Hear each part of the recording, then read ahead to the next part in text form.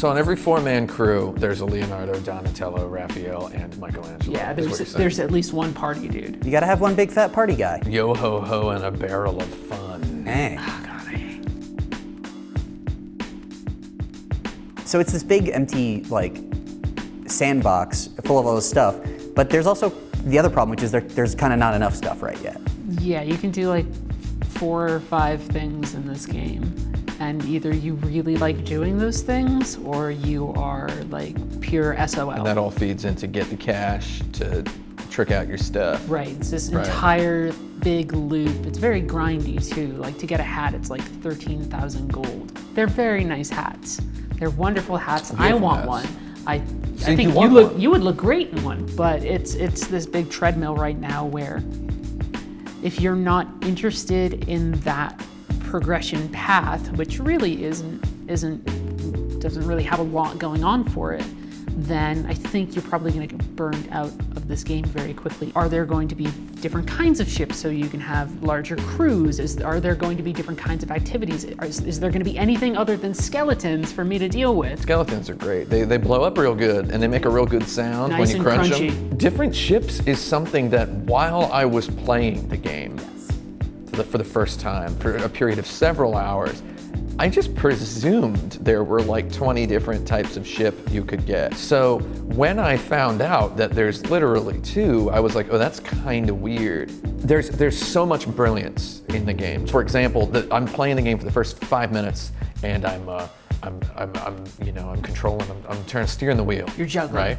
I'm juggling 2 tomatoes and I ask my first mate, who's over there. Oh. He's here today. Wow. I ask him, hey, I can't see around the mast. He's like, oh, okay. So he has to be my eyes for me. And I'm like, I'm not a professional esports player, but I feel like that interaction, that gave me kind of the experience that an esports team, like a tiny fraction of the experience that an esports team has. It's letting me know how cool that must feel. I think it's seizing upon a lot of stuff that we had seen like in smaller versions before that didn't have as much kind of lush worlds or kind of like scale to it. So things like Guns of Icarus or things like that, where it's like, oh no, like I'll get on the cannons and we'll go over here and like, oh look, that guy's coming up here and make sure you turn, you know. That sort of interaction, that like relying on other people is part of the reason why the solo sloop experience is so taxing. Because like if you go through a storm and you're in a sloop by yourself,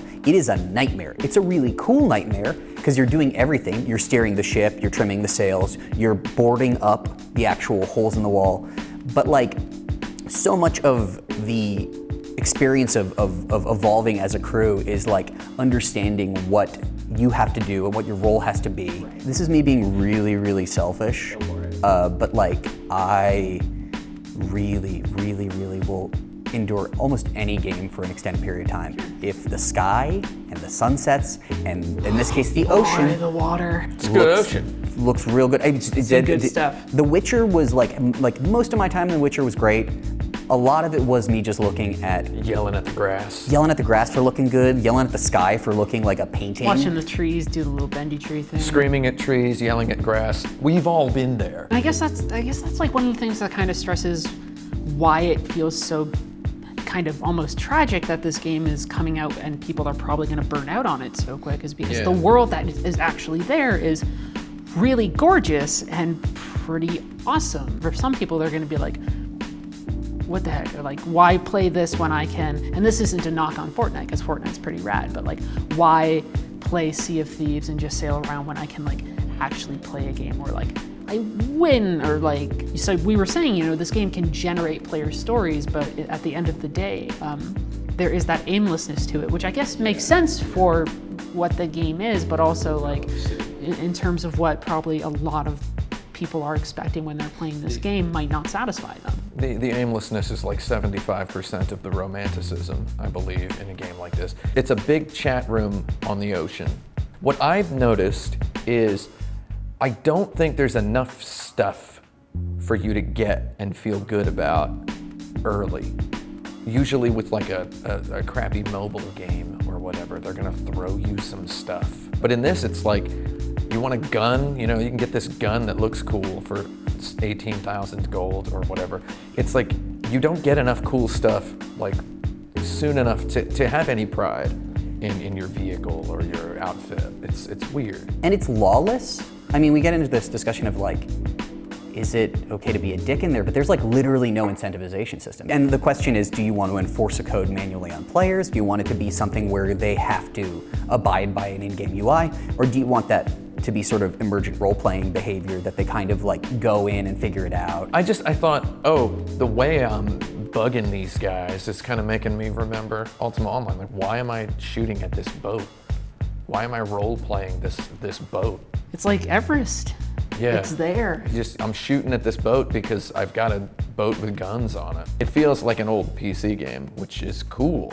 I'd be swimming to an island, and I'd be just like squeezing the box until I had my Ride of the Valkyries playing underwater.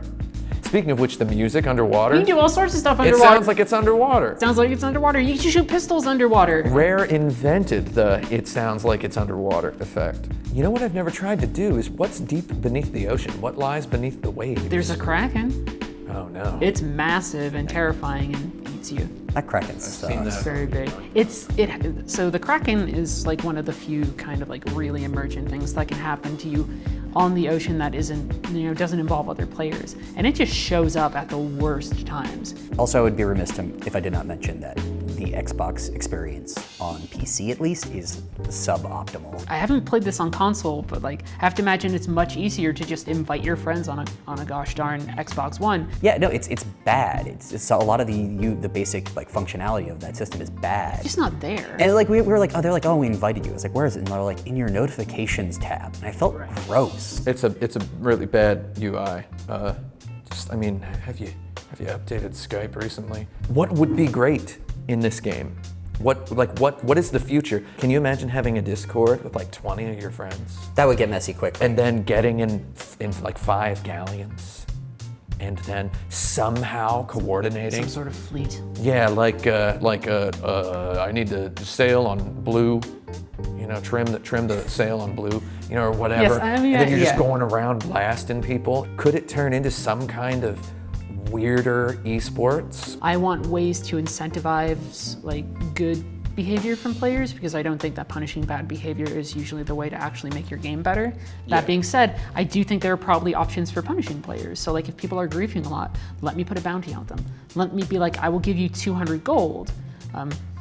Because these people are being jerks. But also meanwhile, like find ways to encourage people to be like, yes, like if you team up with enough people and you do these group activities together, like then there's some sort of benefit to that too. Like one of the things that MMOs do a lot now is they have like public events, like Guild Wars 2 does it, Final Fantasy 14 does it. And those are ways for players to interact with each other that are like meaningful and cooperative, and then everybody gets rewarded at the end. So this is going to be one of those games that people play for a while very enthusiastically, drift away from, and then maybe something comes together and brings them back.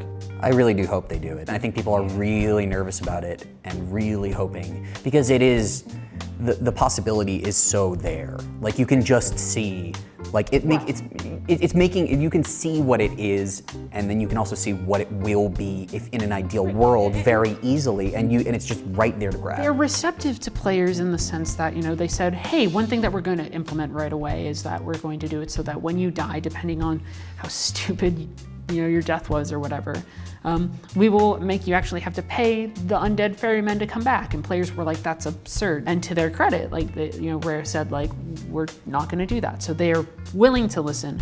I think they want people to engage with this game. What I see, my really big takeaway is there is a lot of really meaty, sublime game design of like esports grade game design in coordinating 3 crewmates to fight another boat. It's great. There's like so much depth there, and it's so good. Just aiming the cannon, lining up the cannon, sailing, trimming the sail, angling the sail, all the things that you have to do in order to keep your ship afloat and aim and shoot.